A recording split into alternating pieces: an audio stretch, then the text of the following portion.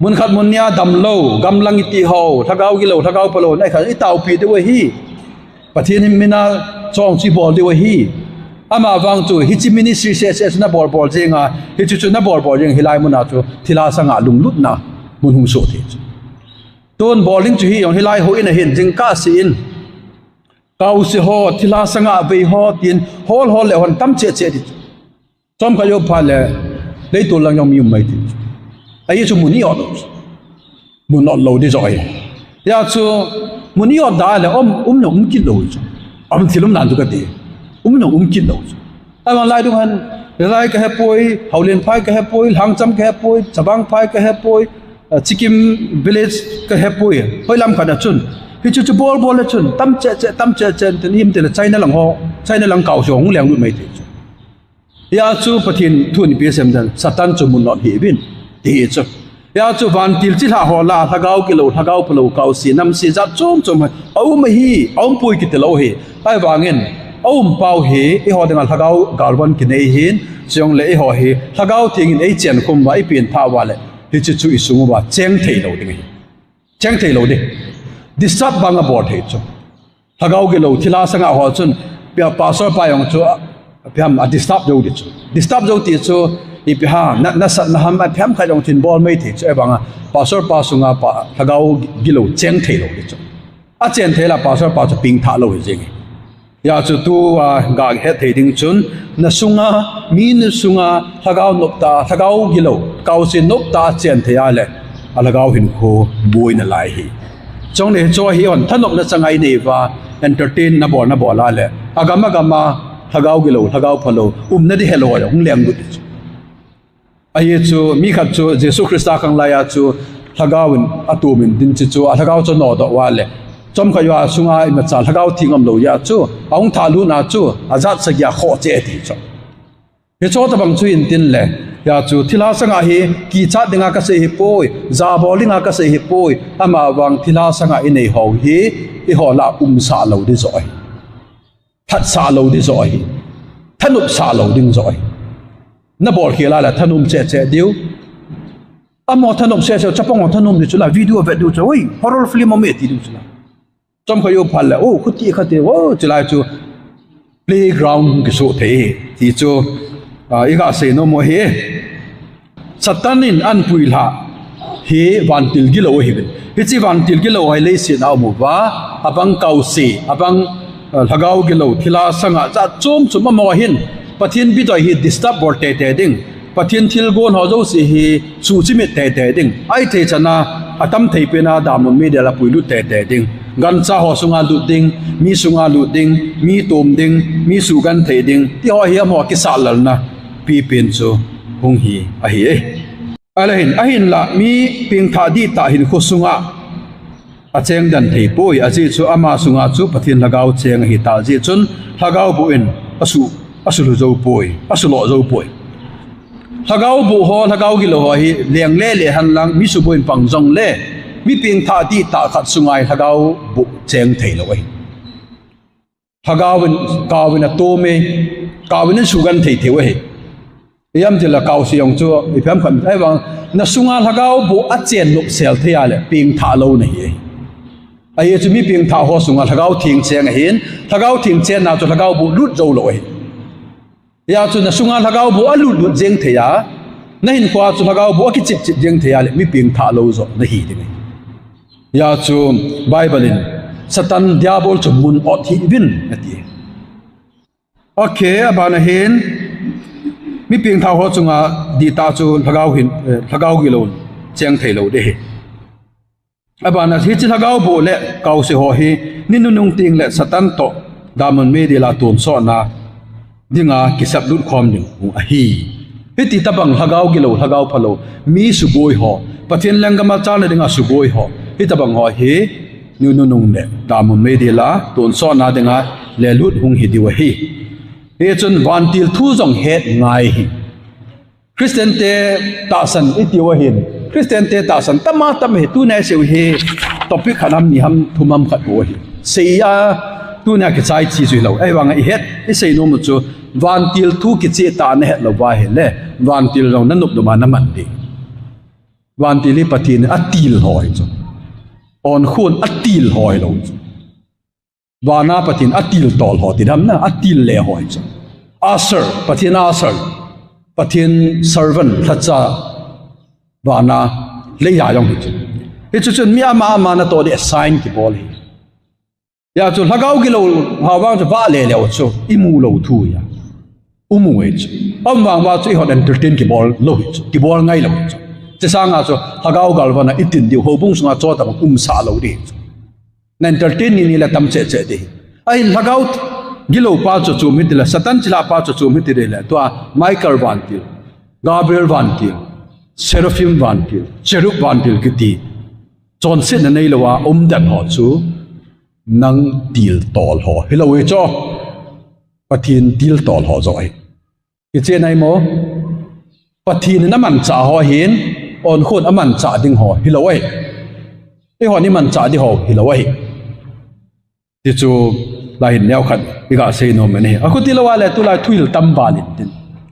na no pha la van tin na ko tha the na no pha le thagau thu ni ki phun the na no pha la pathin jong na sa the na no pha na bol the pa chu denzel wa le chi chu e ho bol ding hi lo hi wan til chu asol de pan ke sol tan te to a bible laung ki mutla khat be teng le sum kon to baza to ong ke tho ding wan til ho wan lai zo la hung liu chula jesu christa hung pha le sina thu tan liu chula aban teng le ipi pium ni chula le sina yong Michael van til ga la do ni chula pi cho chu umai chu pi chu hin ten atwa chu anangin ai che Michael Gabriel ki te ho zo si chu to chu ho in thacha da na asal da na evangelist da na nangin chi chu naman cha ku na le pathin thu to ki tu ni nam ti chu question lin ta ma hi chi chu ka ga ta lang no ma hi ye chun van til jong au ma hi ama wang pathin aman ding ai lagau thing jong ma hi ama wang pathin lagau thing hi feeling of the Holy Spirit kalwala adang yon van til as lagau thing inop nop ki bor sa thei lo hi Bible jong ma hi a Bible chu men pathin tu in chi chu adi poitia disproof na bol theya lawang thudang na ki hol thei hi chen hin naum poi hi chen ima cha pha chu poin na ti la til chu men tin hilai ji in ban gam ka lu theina hi chi jin hu hing nam theina ne tia le hi chi kalwala adang na hor ngai no hi ti ho chu tu nya hi iga se no mo he ki he theinai mo lam kai ho pana chuna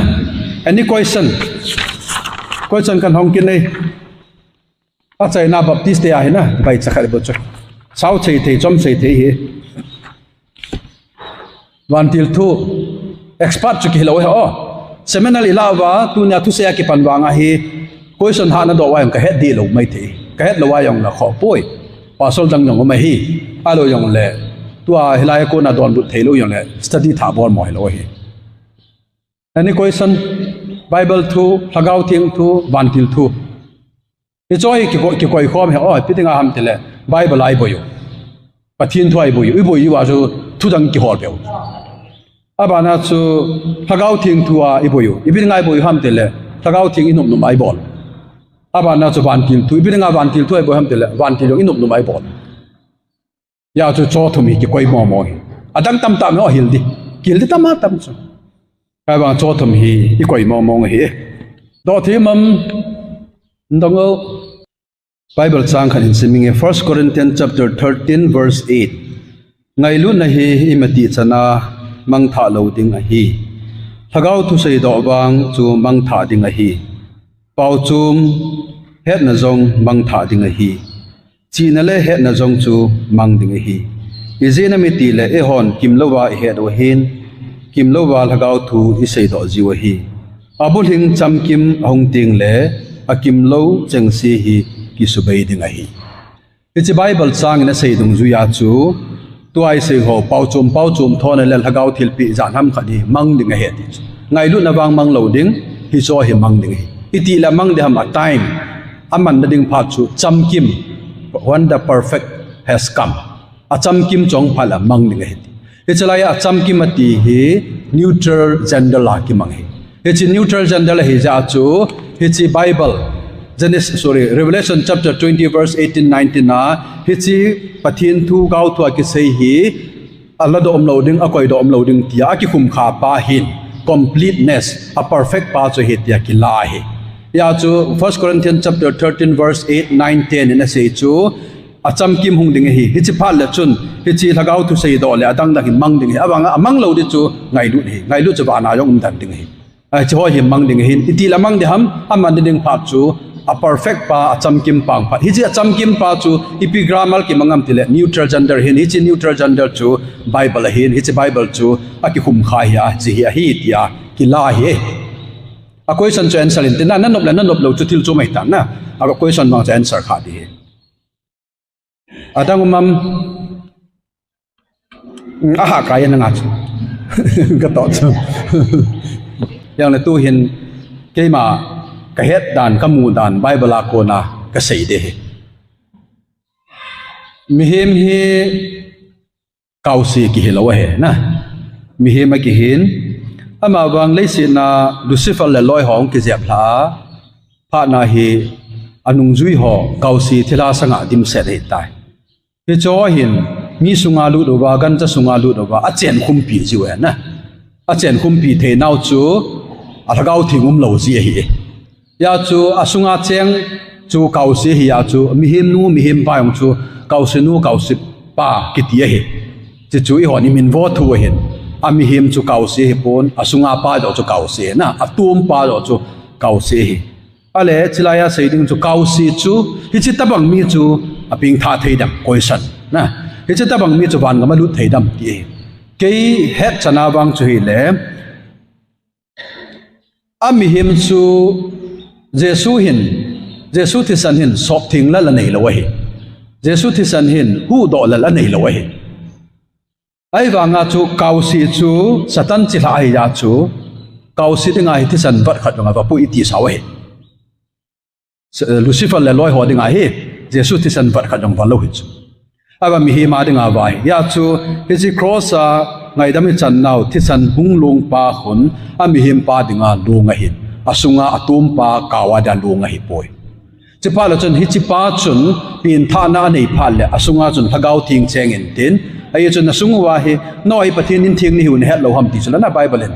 pathin chen in thing ni hui thagau thing chen ni ve ti cho ya chu mim ka cha pin tha len thagau thing in mohola nam chula na ya se taw chula indwelling a chen kum pia Krista ti puma baptize bola ha do ni khong ya dinga mohola bol ai an mai ja chu thagau thing cheng hi chu thagau thing a chen ngai ngai ya le thagau phalo pa chu pot dinga hi na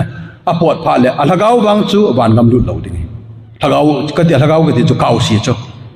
a chi kau si chu wan gam lut lo ding a ji chu ma chu pot do di ta chu pot do ding bo chu sunga lut de ham a lu len ping tha lo kha sunga lut tham ta chu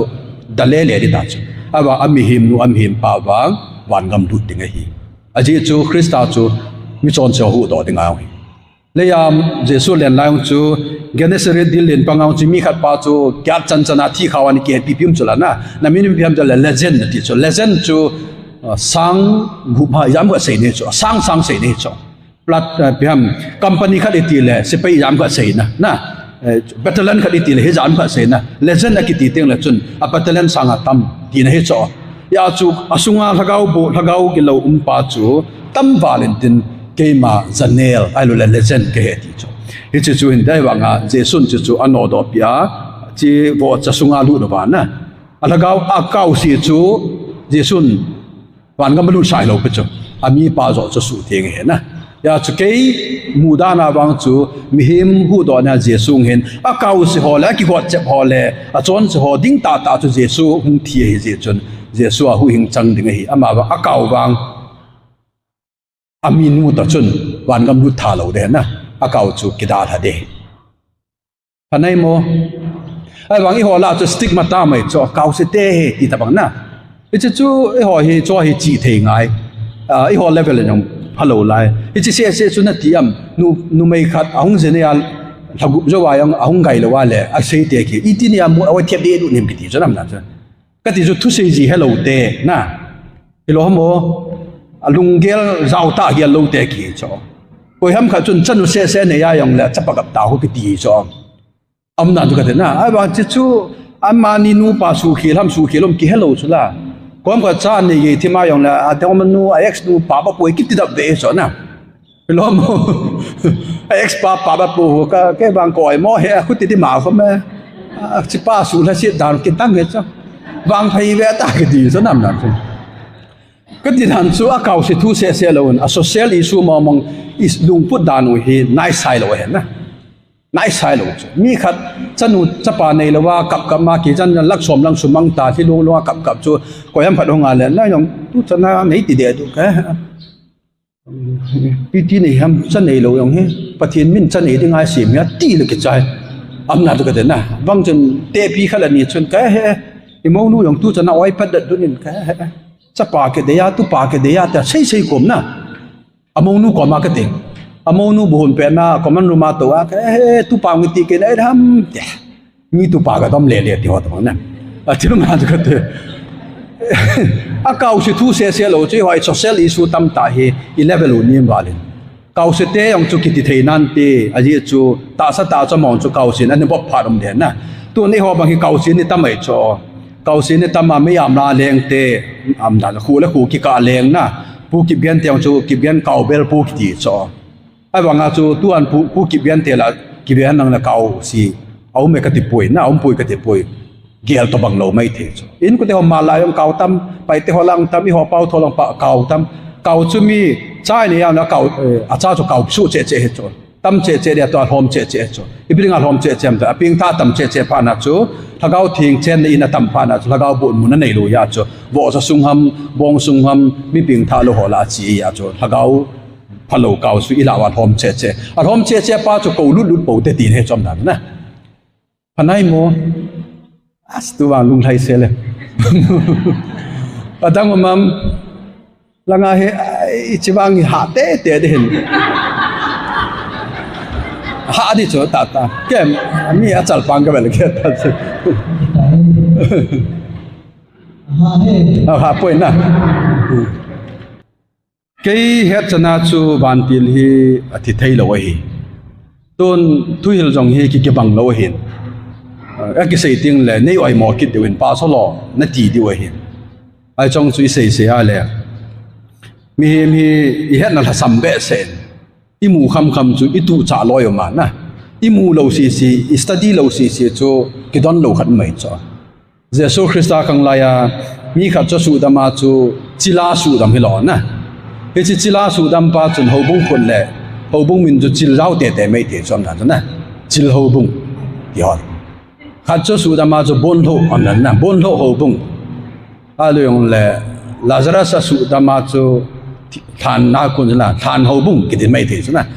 อีเจ้าบางอย่างจูไบเบิลซิมฮอลเนี่ยป่าสโลอย่างนี้มีเฮมากี่สินอากิมูไซปีทำเตะบางอย่างนะอาบิลลาฮีอาเกงอาฮีอาคุตีอันเนวาลีเนี่ยตีเตะแต่บางอย่างอีปอมดานอย่างอันนี้จีเตะหินอีจะก้าจูในเหตุทีมโลวาเลยอีที่ด้านนั้นทุเซวกิบังโลในตีเดียวเฮไอ้บางอย่างอีจะไล่จนทุกกิเซอากิตาสันดงอาหงพีจุมยาจูบัพติสเตตาสันอุมาอีวานเจลิคัลตาสันเพรสตาสันหุมลอนะโจจูหงเฮียหินอีมูดานุอีเฮ็ดนาวทัศมวาลินเนียวจ่ากิมวยยาเห็นนะอีมูคำมากิไว้ปูหินอาบังจุนเฮเลมิเฮมฮีอธิพัลเลดามุนไม่ดีลาข้าเวกิววามาเลดามุนาตุนโซนาโลเดตีจ้ะอีหัวนี้เซลจุเลตุนโซนาตุนโซนากาลาฮักิลนามุนาเลตีจ้ะเวลาจูตุนโซนามเลตีจ้ะไอ้บางกิมขัดคุณตุนโซนามป่วยติดดามุนีตุนโซนามป่วยมีเพียงทาลุหัวจูปานิสแมนบางดูดีวะฮีข้าเวปานิสพยายามสู้กันที่ยามว่าอักขระก็มาเลยเบดีอันนิฮิเลชันเบดีตายดิมีหินโคมมีหินทะเลจูกิโกวามดิ่งตลอดเด็ดที่จะปมยงจูไม่เหรอไอ้หัวฟังจูนี่เลยที่เราเด็ดที่จูตุนโซนานะที่จะว่าถ้าบางทีบางอาจูวันที่ยงจูเกี่ยมูจนาวังเกี่ยเหตุจนาวังจูที่เที่ยวดิ่งไอ้ยี่จูอามาให้ตุนโซนาสตันจงที่เที่ยวดิ่งที่เที่ยวเนี่ยที่ยองละจนที่ยองจูใส่ดานจุ่มสุดละอาทิตย์ตัวนี้วอลเลย์บอลแบบว่าหมออาทิตย์ตาเวกิตีคนละนะบางทีเราเป็นส่วนนะ It's a Paunam La say to Kadomintin, Amavang Talo ki Pavang to Vanti Hoa Punte, Ajitu Achungovahe, got na kipiding. A Bible to Chan he zong le, Tubangin Kehin, me Zakat Katai, Katunga he, got na kipidicho.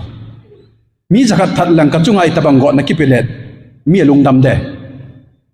To the airport there. Me Zakat Kakabli na. Kay Chunga ni Tabang Dan Kitanghan lang hele, to the airport there. Ay kital to the airport there.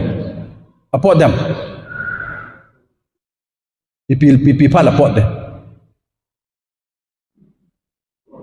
Huh? Yang born in here. Avun di maci mal sa de na. Kai le di. Jong chu lung na chimut. Ai wanga jong chu hing lo he na.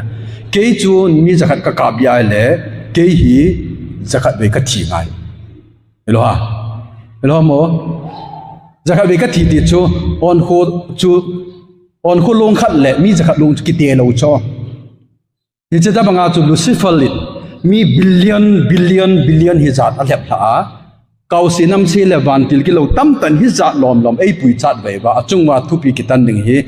khabe akiwa thimai mai ding hi lo de chu he thewa lo mo asaza de dan chu ka te na he chi chu asaza chu mihim khat sanga wa noi le chi pumpi sang mihim khat man tam hi mihim khat hi banga man tam hizat lom apui chat ve pa chunga thu kitan ning chu atun so hi ding chu cái mù đàn hả na, cái ta bằng cái gì chun van til thì thấy ham thì vang chú lẽ không cái gì cái mù đàn là cái hết cho nên van til cái thật thấy pôn thế cái thật năng in nằm mò thà thấy pôn ai in sports ta bằng cái na sports ta bằng cái phim cái bola mà apo tai ama na zo pui thì vang chú thil zoom hin ten ama vang van til chú damun me di la tun so na thu kitan ding hi ye chú nu ten anh đi ngay vô nó ngay thì ngay mình là đòi cái chỗ ta bằng tu lại mày thế na van thì là cái thật tai cái tai adang mà mô âm nan thì mà ngã lâu qua là cái bụi cái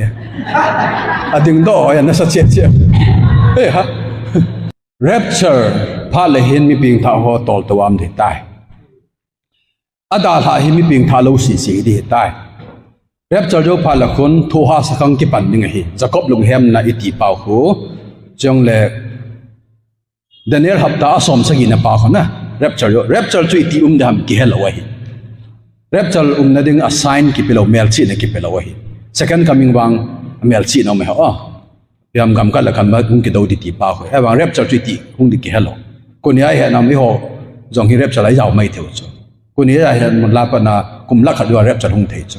ya chu rapture pha le meeting te ki tol to ding mi ping tha si mi ping tha lo si ki dal ha ding hi chu pha le chun i ho he thei ding chom la ma se ning thu ha sakang ki panding Jacob lung hem na Armageddon ga ki pande na it's like home ding cha chu antichrist vai hot de to ai satan hi amel kim lo chu rapture yo phale satan hi amel hum de chu mi him tabanga na mi hon nong o chu pa hi messiah he ti chu antichrist ki ti chu chi pa chung ding chi pha la chun Revelation chapter 7 le Revelation chapter 14 na sim pha le pathin thun John in asei na khu vanoi kolning lia lengam thu pha thang sap dinga mi Israel pungkana ko na iza da ti sang som sang ni ti tam hin abona lakha le sang som le sang di mohol kinam kane ti pathin na amo khu Israel nama ko na hi pathin a chum bia lengam thu pa thang sap dinga thu ha sakanga da mi lakha le sang som le sang di akoi he chu hoi cham bi nei dong la chun tua i het lo he na pathin program gau thun revelation ai mu he ya chu mi ping tha jo si apot wanga chu mi ping tha lo jo si na la chu Israel mi te la ko na la kha le sang som di le sang di chu pathin agu na hi nu ma ya ki su bo lo na sa ki su bo lo mahol ke nam lagaw thi lagawa mahol ke nam diu amo chun lengam thu pa sep diu wa noi kolning lia lengam thu pa asei chai pa la bo second coming nge toy hon chu khu rep chalai la wai la khi lo ale chi chu thu ha sakang chu kum se ge hin aki chai pha le chun hi chi sunga chu alol do a thi jong le chok ai chu antichrist number chu le som gu ki hom di ya na ya chu akila lo ho chu alor ki to akitan jong ding athi jong ding ya chu chi ding ale rep chala ho bu mi te chung langa ta le sin alaga ale chila ya chu ata san hola lola do wa thiu ti ha chum le second coming hung tai ti tau te kum sigi jawon second coming a he le sin na hi mi anum na lai di chu le sin ki khel lo lai de he mi anum ding hi chi anum hola chu alol do a ki that ho chu thil chum hita ta sana thi ho chu chum hita ai wanga pathin ta san jesu christa ta san la khala sang som ni le sang lin pathin thua se ho ani ngai ani ta san ho chu second coming phat le hin ani hing ni chu chi phat le mi ho na vet wa amu du hek ti chu hilo na second coming phat le na Israel te ho jong chun o ama khu hi ho sup pa asun pa ke kap diu ke si diu he ti chu ya chu second coming a le sin ami tam ta nim ding ai awa mi ping tha ho chu chung langam ding ho bunga mi ping tha chung ho bung mi chung langam ding awa nu ya chu lengam thu pa ta sana ta san hong chu a hing na lai jong phab anim ding ai chi pa le jesu christian le sin a vai ho ma satan chu ku huwa ki koi ding chi pa le chun ata san alol do man lo ai wanga an hing do mi ta san ho jo si chu jesu to khom de hi cho chu mi hing a hi win a hing ho chu ki cheng tu de hi a ki cheng tu pha no le ho bung ho chu la a vela ki cheng ta lo de hin a vo ki khelai tan a thi ho chu la tho do lo hin ong tho do wa yong le a vo ki khel ki cheng ta lo de ai wanga ta sa ta an hing na lai ho chu mi jan ham ka hing ho chun ki cheng wa cha anei de hi chi cha ho chu kum sang khat sunga chu mi tu a jama ma phathei ta chu ilo mo to ale si ni kum sang ni sorry kum sang gup ta bang cho na no wa tui sang le na jam khan ne su mang nam na chu a hu na le si na thi na mai cho e cha chu tu ayong hi jat ki maintain ale chi pha yong kum sang khat sunga chu mi hem hi billion 3 4 5 billion sa bang anim di ta chu ite ho zo si chai ba satanam lo ya chu no ma sa di wa he mi hem nong chu kum sang khat chang hing di wa he ai ba nga chu hi cho yo si chu kum sang khat ke chaya satanan ha do wa le la gok le magok gar ke ti gok le magok ke ti hi Russia mi te ho le alengam le ami te ho dilaya Israel ka ma hi ki do na hum ki de almegadon gal hi chu me hin gok le magok he chu me gok chu rulal magok chu ami te ta ba hu hi de nge islai galam pha la chun satan hung do ja chu kum sang lengam ami billion ngale gup anum ho te daute hi chat chu hi lo he pu we thu sei nom na se he billion ngale gup anum ho chun satan hung do pha na cho phet oi ati wala anu jui tam ne he ipidinga zui thei diu ham isinam tila mo chu mi ping thangan chang ki khom helom na ti ding hi a ping tha a first a second coming a anum ho chu mi ping tha hi win anu zong a pa yong mi ping tha na ba cha nei ho chu mi ping tha lo hi to a pa so lo yong ka bon wa mi ping tha ke ka cha te ping tha lo hi amo a satan om lo ya cho hlep lo thu hi ai wa chu chon chi sa hung ping su ke du hi ai wa he mong lo ding hi ya chu mi ping tha da na nam ding hi ya chu kum sang kha yo chu gok lam kum sang kha yo chu satan ong ki la do pha na chu satanin mi ping tha lo i jan ham kha jong chu aman cha ding a hi theina chu jesu christa le ya na umen kum somi kum ya na num ta kum som thum la thum ti taw te anu ma hin hi chi sunga jesu am wa nga ping tha lo dim se ni chong la kum sang le nga mang chu jesu am wa nga ping tha lo dim se ding ai wa nga ping tha jong thau ding ya cha ping tha lo ho chun satan hung do phal le azui ne diu chan sanga hi cho to chun satan hi cho satan ne man cha ki na gala bol ding hi che pa chu ami pa chu gi de na ki che nai mo to chu lai na chu na tu dong chu hi che chu hin chi lai chu gok le ma gok gal ki tin chu gal lu kha pe ne hin hi chi a chu satan le anung zui zo si chu ki hen tang ki man tuma ki hen tanga damun me di la tur so nam ding abang le satan ki hen ling chu amin chu abis ki ti hin chu le tu awan ti ro ki hen na min hi tal turu ki ti hin chu le tu mi him hom na thikul khul hi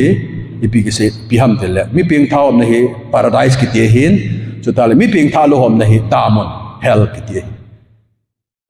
mi ho pa le lazalum sala na mi ho pa lang khana ma lazal le abrahamun khanam khola na ani ni abgo ma khu thikol khul hin mi ho pa om na khu damu na hin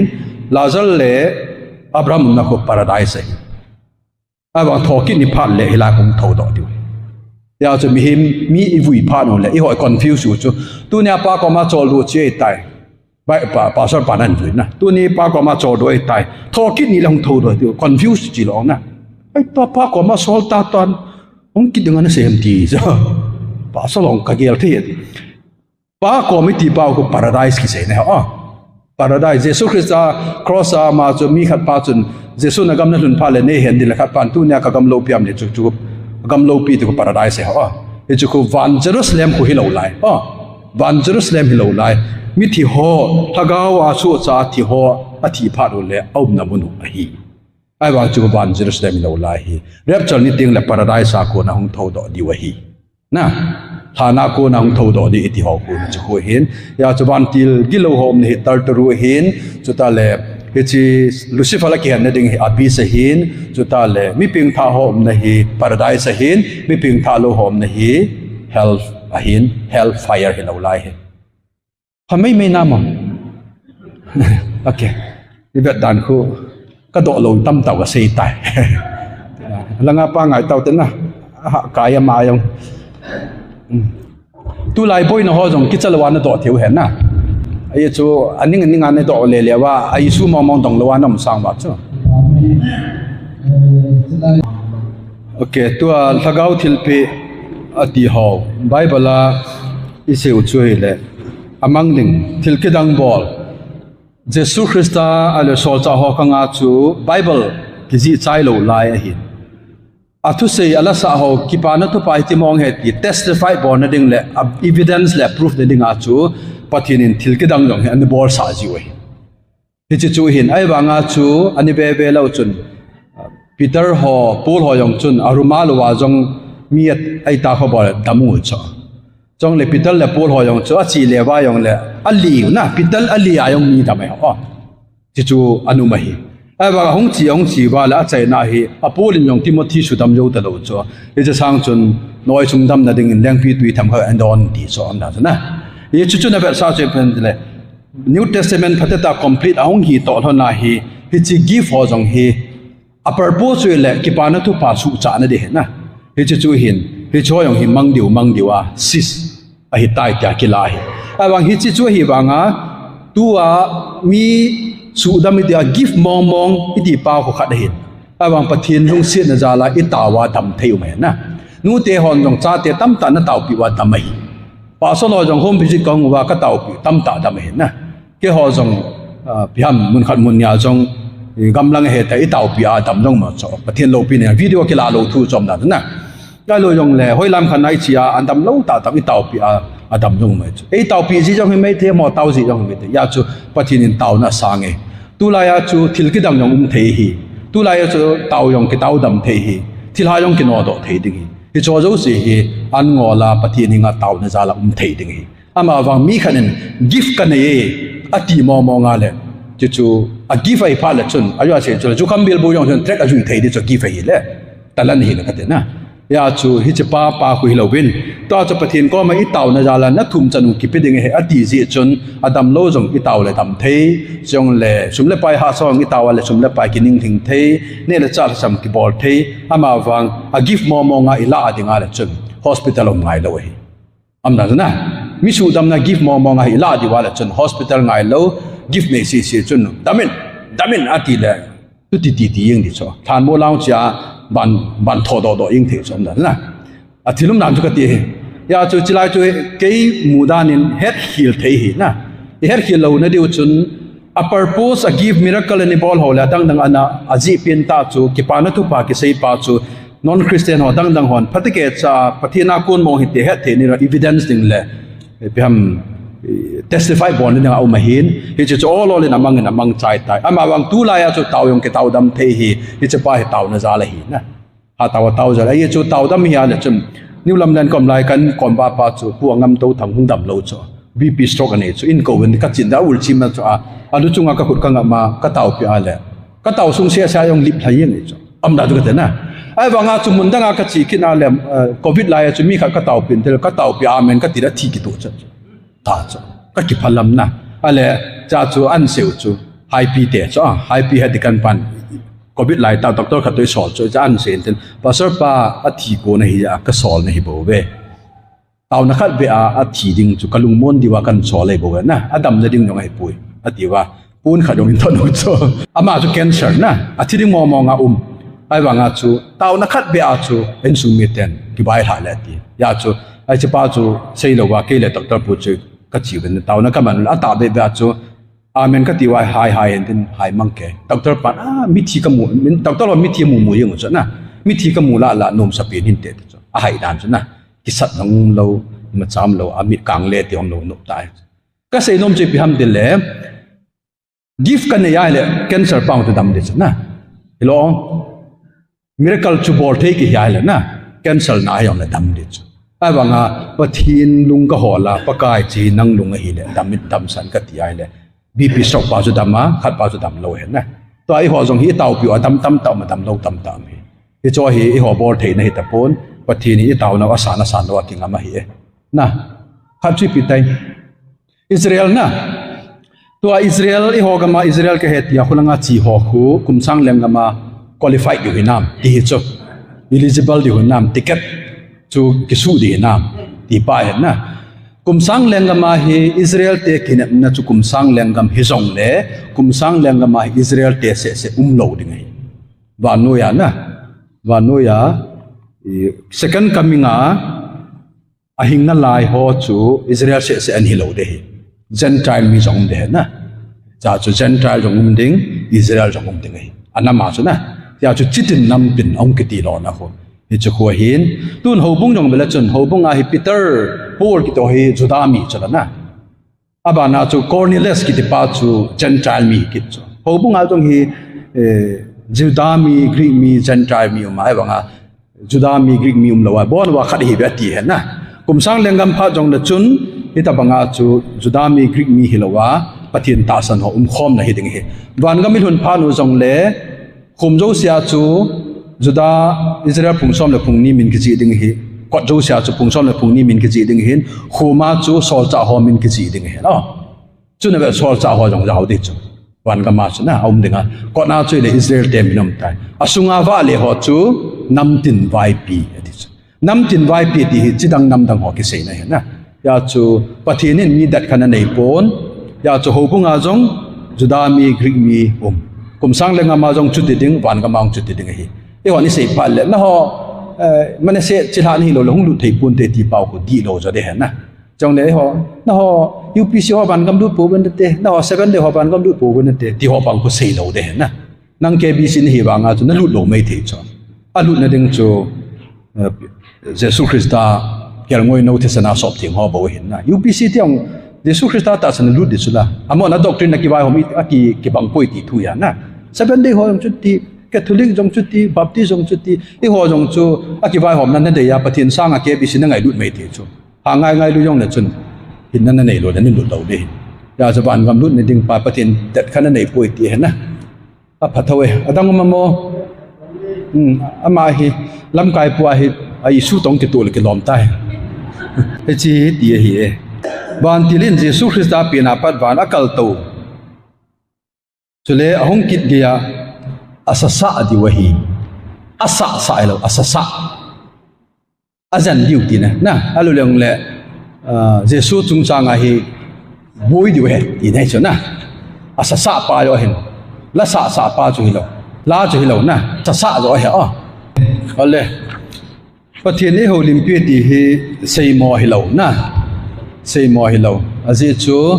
bible sim phal le bible chang tam tai sim wang khat ham khat kun na pe ha chỉ khu thagao thing na to cái gì cho chỉ khu conviction ấy bị trong le head container ấy bị cho chú bắt thiên in his bible sang ấy hồ điện bị thì chú say mo hiệp bồi na his la chun ấy hồ điện bị thì chú say mo hiệp bồi ai bằng toa mà nó say chú lâu bên bắt thiên in his chú say cái in head say năm bị khu tiền head thì áo mẹ thì chú mà hiển ai bằng cha head thì đinh khát chú abul langa say bằng ba chú cái say chú đi hinam đi hệ tiếng phung cho aga cái hệ đấy thì bằng chú hết ngay chứ chun abang là phát là thu hệ phaloa ta cho ăn say phát là chun anh nằm ngay lúc tê ngầm đel tê hi wa cho gam thu mong cái xe là miu cái mỏ thanh nộp về ai bằng hết đi khát chú tôi bằng talk tung lệ video tung ai kasei jingen lam kai khalin do ka kimu yong kasei in tin kasei chu 2010 ham 11 hama lam ka a mai chami si mu ve hi cha ki sei chwe le kumli zo le zelen gam na mu de we akiti kumli chi tan kum soma chi tai akimu poi amna jana chu zo hi hilong a ye chu pathina ko na thu pot chu na tong lo ki le lo ding amon time yong a fix we na time fix lo chu kho lo bu chu khabele na mu de we de le chun khabele chun ki mu mai thei chu na tu chana hi hing na lai di chu khabe ti ya kum yong a sei lo to chu min kum li zo le ani ti e ti chu ale to chu ki mu lo he chu na chu la zo ki ta chu abana chu ipi umam de la i hung ki do ba more apa na ba sa hung to lo ji su tong to khom lo im ki ta chu na more long ho ni chu bu he a ti dum nan ka te ale pi pi man ten jesu to nong kyo mel sia na jesu to kyo thei kyum ta jesu to ba sa to khom thei kyum ta jesu to kimel mu thei kyum ta na ai wang bible chun koi man pa mu khapui ti chu na hello pa o ma be cha pa tai lo na pa mu kham lo chu ale cha chu hung ta chu ale amu khatai ti tau te ale cha thung ke se chu pi ham ti a hele pi ti ding he kha te ding he ku ki te khu ti de hung ki ti ki ta chu ale ku ki te ho he thusim hung ki su na AD 70 Israel apa na hung zam do ba Great War of China in sa ba aba na chu hung ki do ba Manipur lung thon we ti cho aba nga chu mei te history puyas ki ti ho chu AD 100 dunga ku ki te Manipur lung ta chu aba i hon thusim in tha sei ba chu AD 70 a hi Israel aim na lai chu Manipur li thun lo lai chu mei le te thusima chu AD 100 na Manipur lai hu ta chu mai le te thusim se lo Greek te thusim le atang dang iza tham kana ko na chu Manipur la ku ki tiam tai ki ti hi cho i hon ngu se chu ai wa chu AD 70 Israel in da ha wa i hungu wa Great War of China in sa pau he a Great War of China chu BC ki sai chu hello Great War of China BC ni ki sa chu AD la nga tham ka kan asim hoi modification chum na chu ai wa nga chu BC phatata ni ki sai ai chu le chun a history to ki to lo chu history to kitolo ja chu Greek te chun God cannot change history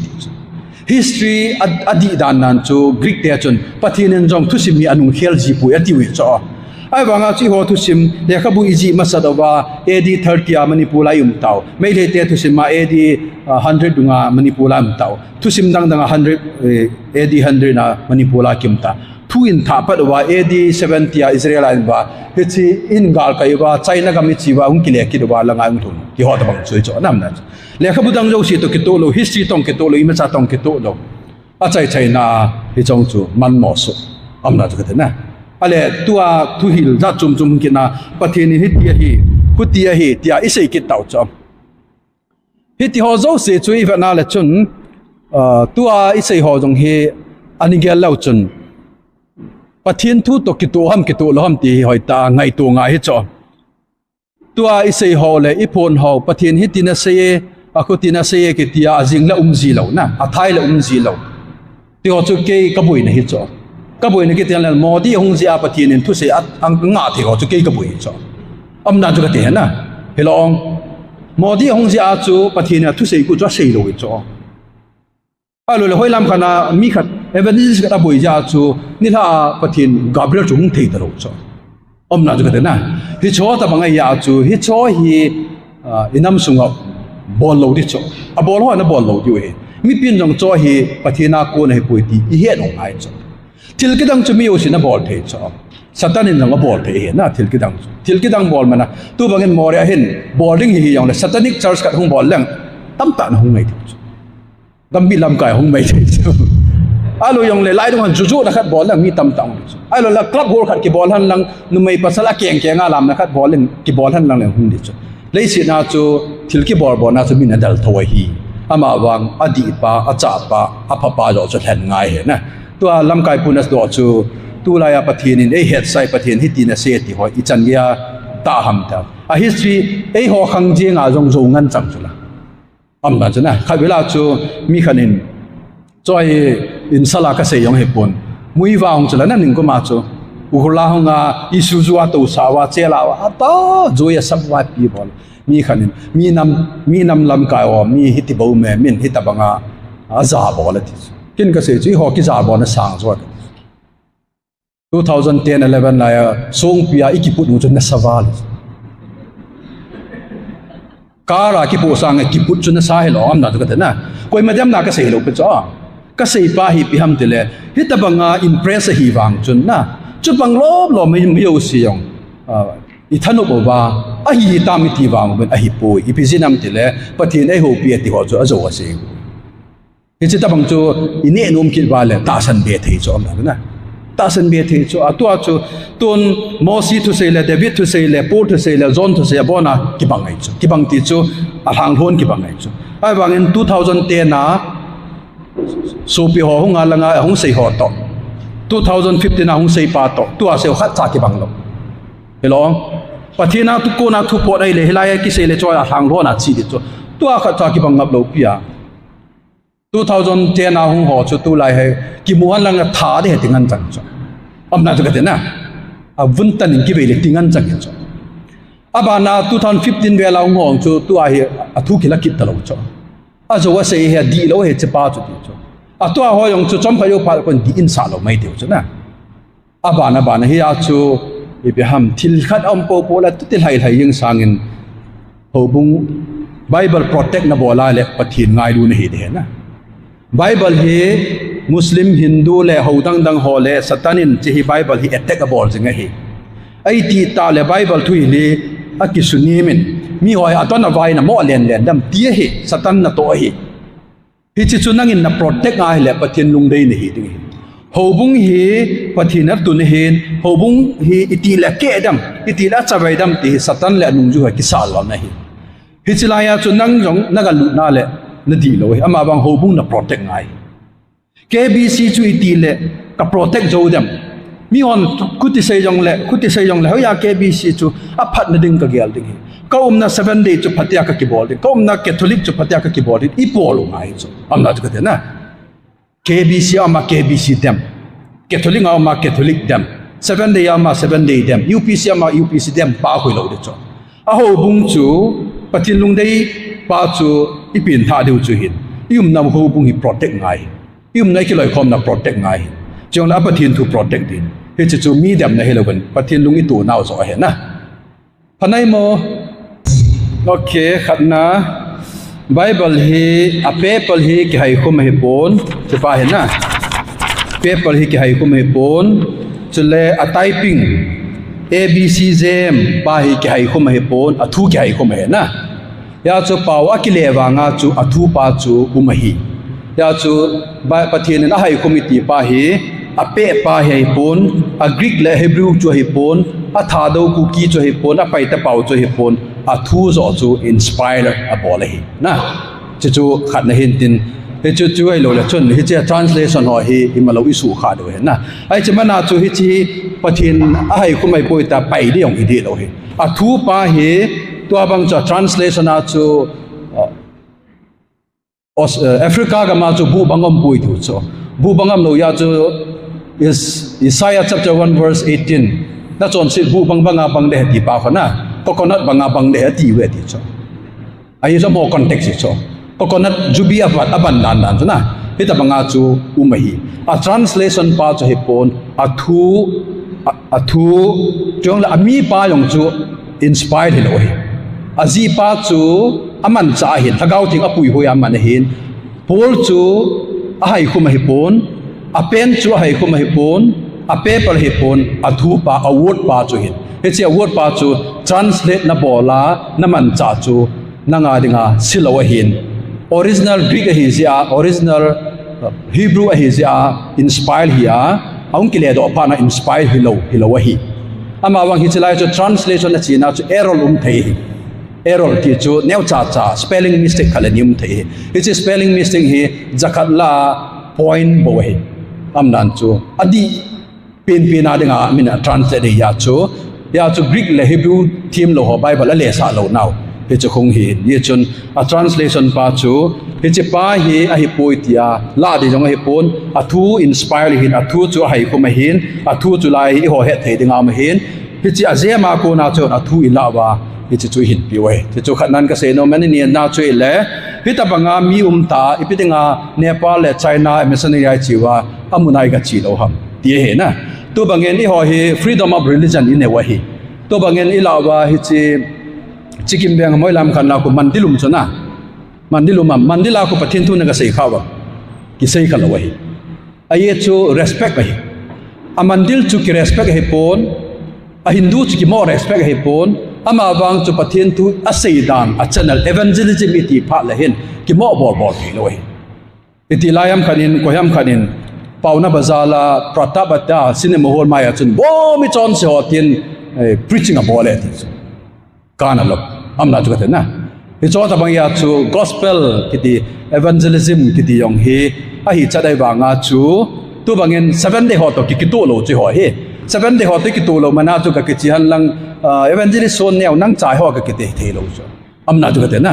UPC tong ki tu lo chai wanga UPC to ki tu lo ka ti chu i ki dawa ka ti lo chu thui lo ki tu lo chu na a ki tu lo ya chu UPC ho na kon chi ben lang mission na kaung to ka ti taw amna chu hi thei lo chu na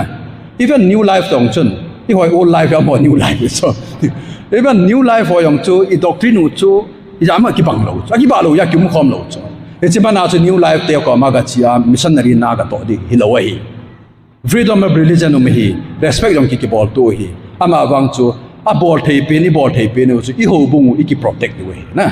tu apa he le missionary yong hi be se lo chu evangelism yong hi be se lo chu tu apa hi heresy ya ki la chu doctrine di lo na twil he ma ki lai ya chu alagaw mang thai de he ta hu aman thai lo chu thil chom hislang af ki la be se lo ben twil di lo wa ki lai ya chu a twil chu adi le dinga chu i hon i ho bung i ki su da no ngai hi chi te ho bung adi poi ti mana chu ki chena pul pi ro ba ka chi le hi thei lo kha no mai chu chiong le head be thei ding chi pham ti le mun khana tauna na mana mun khana pathin thu na sei je nga mun choma na sei thei lo le bui Pasolon ko in nei silvenga crusade bol theya tuibonga bol thelo le di lo we Pasolon ko nei silvenga tauna man theya peace round na man thelo le di lo we Pasolon ko nei silvenga biweng no ma tauna man thelo mana hongu wen lang hongu na ti chu di lo we Gospel ke ti hi ta ho ya ko na chi ding thang sap ding hi ama wang na ina na ko ding hi gospel lo we lo mo I ko di wi seminar ho ta bang na workshop ho ta bang marriage program how in lu ti hoi ki ko diu chu awanga thagao mang thai ding a phiam khat ding hi phal na chi ngai chu ya chu ho bung pa so lo jong ka so lal ke wang wa ki yong ka la sam ke wang a chu home visit ki bol hi chu adam lo nu hung tang ka ko ma ki ti chu ngai lo chu la lo hospital am nu chu hin pu wo ka ko ma lo hospital amal hospital ka tau pi ding ina mal ina ka tau pi ding vai ko ne la vai ko na tau pi ding na to na bo kang thei lo wa le adi lo we a gospel chana di lo we cho ya chon khon moria pathin thu sei thia le palle na wa sei thei ngai ai cho pathin la chai phla na pathin thu sei dinga man chai o sei thei nga Nepal ang sei thei ngai chula anei silveng tai lo ka sei thei lo wa le di lo we nei silveng mi ka chu dam ji ya tui bong ka chu dam thei lo le di lo we ya chu a gospel pa yo chu di lo ai wa hi chi mana chu ka chi ding ka dal di lo ai chu challenge lo we challenge ka ti chu e ho mi kim khat ya la chu adi poi ti lo hong wen ten hong pa chen ta tao helong hong wen ten hong pa chen ta tao hong ki din te ta tao bar them ga ho jong eliza yo ni ta chu hilom ti chu hi chu i ho de din da na o kan sei di chu idan ho na adam le eve ki phochin ho nahi gulin pathin hi ta cho sei mong ham ei hi ti bol hanin ata lo veo te ti chu ya chu ki phochin hi satan na ha mana man chu abana chu Jesus Christ chu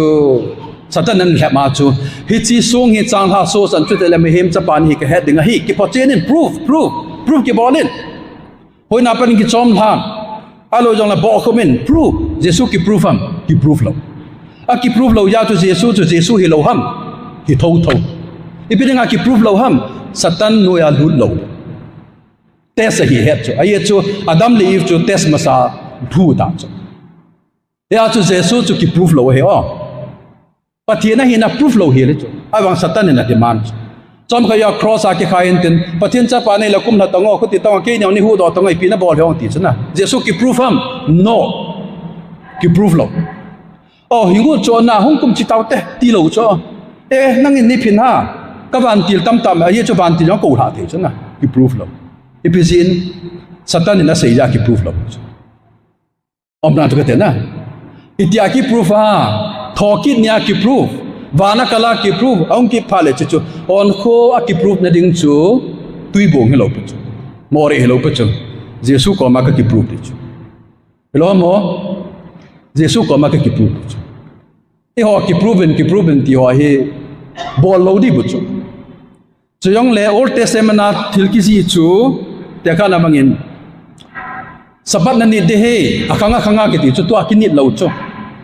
ale old testament na thil ho chu pai di ka ti na yong hilo a principle la pau chu jesu nung zui ki hintin jesu ki proof lo wala nang na ki proof ngai nai sai lo jesu ki proof lo on ko ki proof ngai lo pi am na ju ka te na a proof chu pi ham de la aga he chu on kon seminar la bola on kon kem bola on kon crusade bola on kon pathin na to mi phat chum pa chu proof a hin hoilam khana bible verse izana sei thaya ki ti ho proof lo chu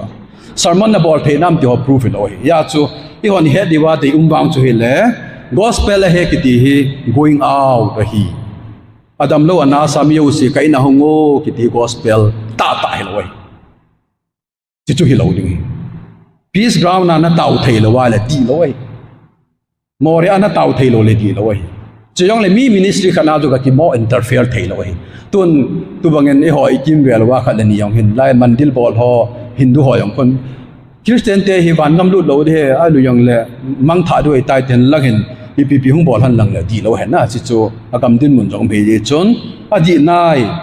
ngai lut ding a hi ama wa ngai lut ding ti ma I ho hin amo ko thagaw mang thai nya ke mo ba de hi pui thui la di pui ta ki la hi thui la di lo pa chu amo ko ma ga se yong le chun pom lo di ama wa I ho be ki su ti te ti a ki bo le bo we na adang mam nong sa do di be pata he na ke he chana chu tua I hon I sei pau he na bible to ake ka le ka ti je nga hi wan ti lo nga apun jong le awan til to chen kium khom han lang na a thilum nan chu sei jing le chong le hi banga media ha na hi banga live telecast ki bola ipidinga ba gabriel ka becha an solo ham om dan ju kate ai chu media ha na chu status sang ka be gabriel lim long ki mul kilometer old testament lai jo le thil jo me na phone jong pon tin na ata chu sei ba chu na gabriel to ki mu mu ko wan til chum chum hung ko ai wa nga chu ki mu khalo chu anamin ki mu khalo chu he chu blind na chu ai nai ki ti thei lo chu khan na ani na chu ama chun gabriel hong ai le mary to kewa joseph to kewa daniel to kewa chun le bible a ki ho ji wai chu he ti chu sei ji ai che phal le mi ho jong chu o tu nin van til ka mo ka thi di he ti bu chu ki cha thei dan han chu o tia pathin pa kai van til ka mu khai tia bi hama za bol chiu jong hin tin ki chau chu ai wang chu a kyo pha nu le chun mary ong chu mi yam pa kai su nu pa kai thu ta nge ta ki mu lo wang chu ki phalam ta mai chu ya chu mi hi ta chu kyo wa hin a o jong thing sat ding am na ka de na a kyo won nong boi lo di ai wang chu tu a I hon tu lai thil bo dan hui ve na la chun awan til la hungal mulaki mulo awa nga chu mi khat ki mang naman pa chun microphone tu han lang sei jing jong le phan lai amna chu ka ti helong ipi chu long kat ngai ham ka ti long kat ke te na athilum nan chu ka ti ai le nangin na ho pi a khat pan chang thum ma se nangin chang som se gi lang na se chu ipi ham ka ti athilum nan chu ka te na chu jong le hitia chu thu le la ho jo chi chu to I hon I khadu jong he 2010-11 song pi mai cham to kilo wei chu he chlai chi pi bol wa thu so mi ti wa gau sat na kan tang pu tua zong hi gau sap na tamai cho gal na nei diwa hi na khuti diwa hi alo zong le chi san long ding hi om na ka na ipi hoa hin tin ai ba nga chu in sei do ho zong hi iki ho piu pha lo le khon ape ta khu om na chu ape ta khu Gabriel tai ape ta khu o ma le Gabriel chu hin din do sa taung ki ve ta ta om na chu ka na alle Gabriel chu tha nei lo ham om na chu ka na chi ikhat eng khan na ka sei lo pe cho eng khan na ka sei lo Gabriel tu ki jam pet pu ji ham om na chu masanga thim ga ho ko ma pathin thu pun phal le Gabriel man chan lang ko yong le mi patata kyo chu Mosi to yong Sinai mula kyo chu Abraham to yong kyo chu tu chu o akichi pui tim lo chu ya chu clear chachana mi kyo wa chu min ani ji do hin atwa chu akibodan mo mong chu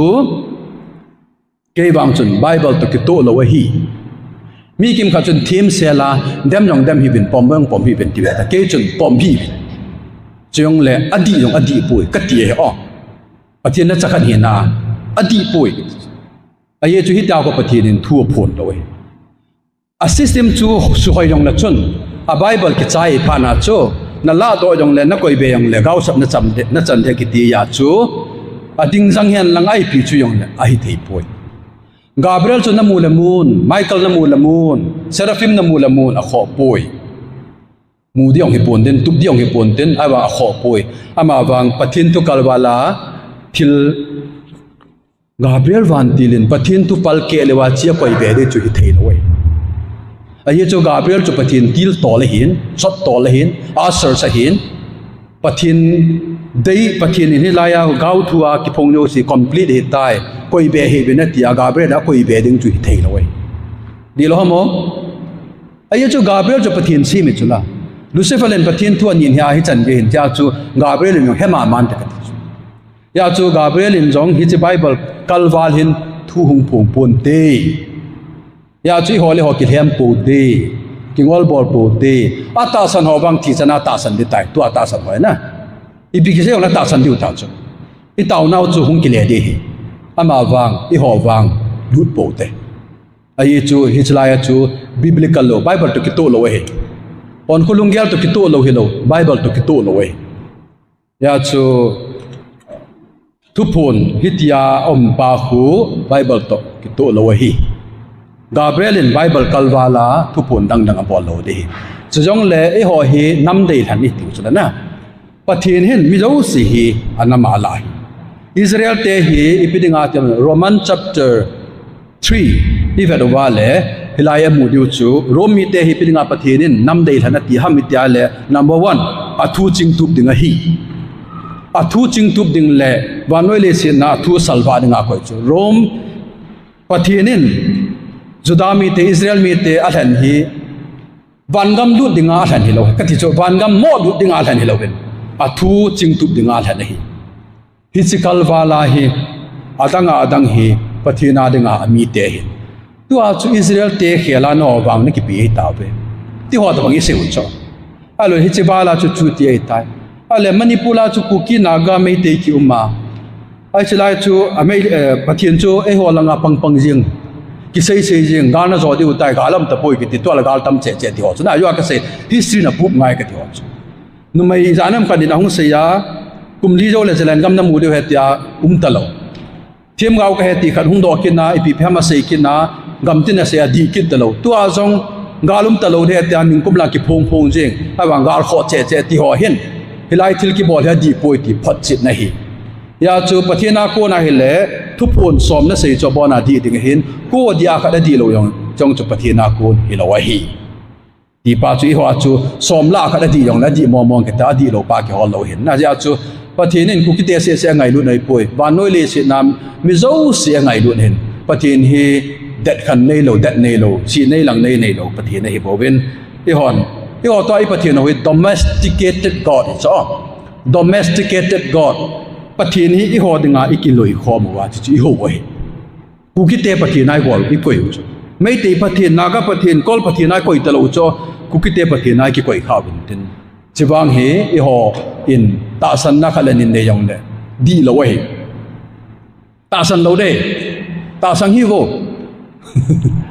chan ke pom hi vô ken kha ne silvang ho bunga ka sei khat bol saying every month every 2 months he ni chu thu ka sei sei pulpina jang ke ka sei YouTube ma jong ve hi bin phone na yong ha hi bin na cha te yong khoi sa hi bin ai chu chapang o hin horror film ma ve cho gam thilate film banga khuna a doctrine ba khu boilo pu chu chapang ho he ko pru le koi koi a khoi vet ba lung lu to kin ka se chu hi ti yong chen ve hi bin TV ong kil ha yong na off bin phone na yong off bin ball hi bin ai chu sang chu na dang ngai bin ka het ni vet na ka koi de nei KBC councilor kilo na nei masanga he Onkho Haokip Pathen vet na koi thanom pa ka hi hi chi thua lung lut ka he na le vet na ka koi do jang ke every month sermon a lao mi cho ki he cho ai wanga chu every month a ki sei phana chu tua ko be hil ta bang cha i het lo wang chu mai the na i het lo wang chu mai the ai wanga chu ho bung chat lo cha ke bi so bung ja boy ham amini ki sei la nuk lo ding lam ka tunga ho bung abon ta banga ko ke ni ki su hun kai khomo ai wanga di lo epizena pasolon ki sei lo chula ki sei ngam lo pia adi pui ki ngam lo pia chi hi bin ki ngam lo pia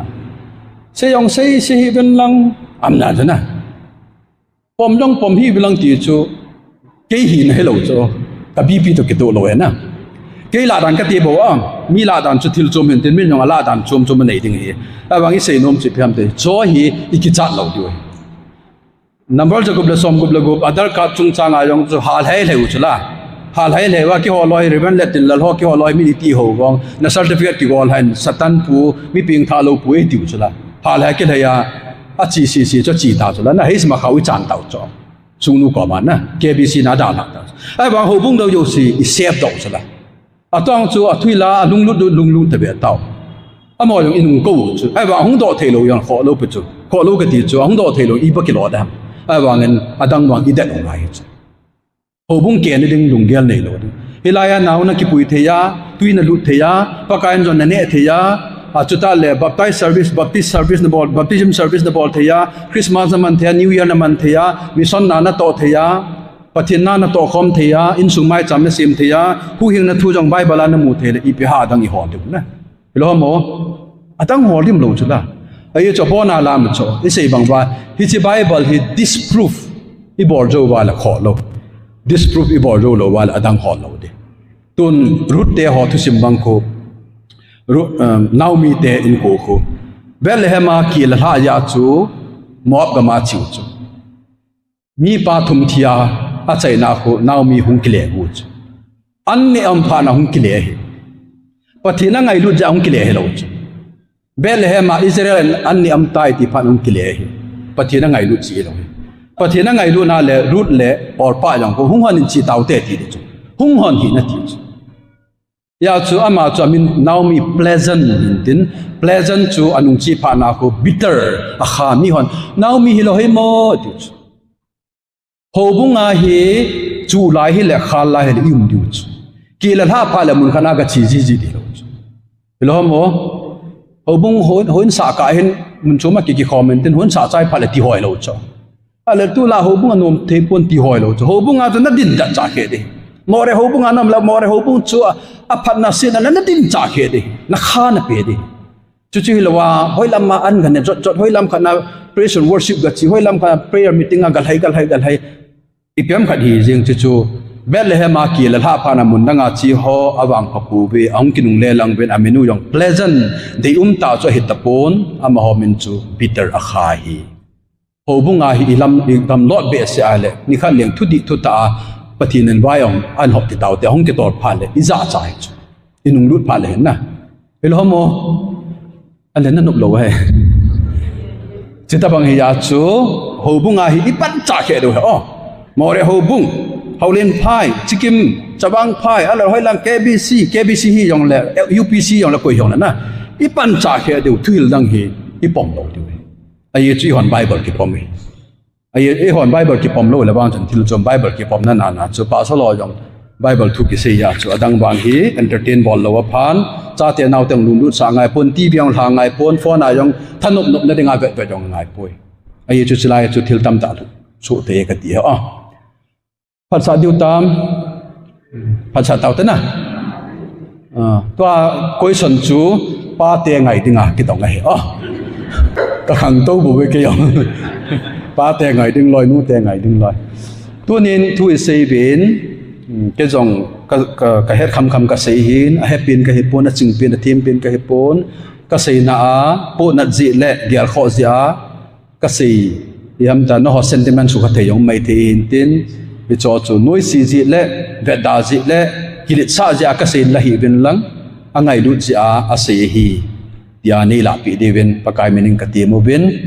ยามตากิเสียนักกิสานายองฮี rectify board เทมีหิมากิฮิจิอาจู Bible จางิเสียขิลฮัม theology ขดิกาเสียขิลฮัมจงเนี่ยจงจู ready open ตาฮี correction correct boardเทียคิวมุจิกะฮีจิจูหินตินอากิเซปีเป็นจูไบเบิลฮีอดีตป่วยนัดที่งำละวายเลยอดังหอที่ไบเบิลละหินผู้หิงนายองอำนายวันกำมกิดุเทนายนัดที่เลยอดังหอที่จุเล่มุนชมจุมากำลดตั้มตาเหี่ยงกินุงเล่พาเลยบิตเตอร์อหิโนเมบิตเตอร์ฮิโปเตนะ pleasant จูฮิเปเปเตหูบุงเวียงตุบดิ้งหูบุง protect ดิ้งปฏิญเลียงกมาดิ้งไบเบิลยัง protect ที่ว่าคุติโลเล่คริสเตียนไลไบเบิลจุมพุงปอดตัวเดียนนะวิจูปฏิญทูสุจุนนดิ่งเล่ดาวน์หินตินจิจูหาปนัยปันดีเวนปากายมินทีมนักขันเนวินเสียขิลเสียวาลัมเล่กิงไงนมุตินเสียข้าหอที่บอนจาวาดิ่งปฏิญนินพัทเทบุปิเจตาวหันก็เก็บไป